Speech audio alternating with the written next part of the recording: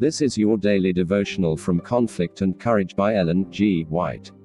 Today's devotion title is Compromise. Judges 14. The above scripture references guide to the Bible account of the experience from which the lesson has been drawn. Verse of the day: Be ye not unequally yoked together with unbelievers, for what fellowship hath righteousness with unrighteousness? And what communion hath light with darkness?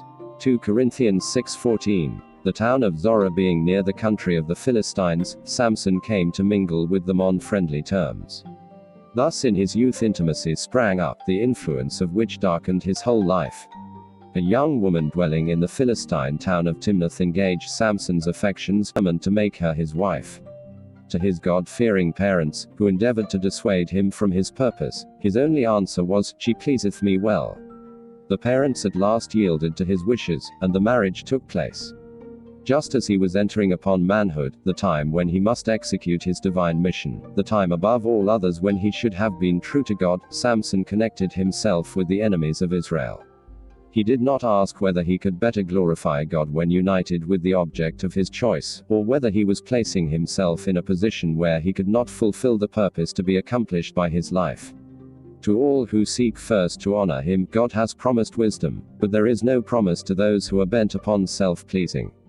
Christianity ought to have a controlling influence upon the marriage relation, but it is too often the case that the motives which lead to this union are not in keeping with Christian principles. Satan is constantly seeking to strengthen his power over the people of God by inducing them to enter into alliance with his subjects, and in order to accomplish this he endeavors to arouse unsanctified passions in the heart. At his marriage feast, Samson was brought into familiar association with those who hated the God of Israel.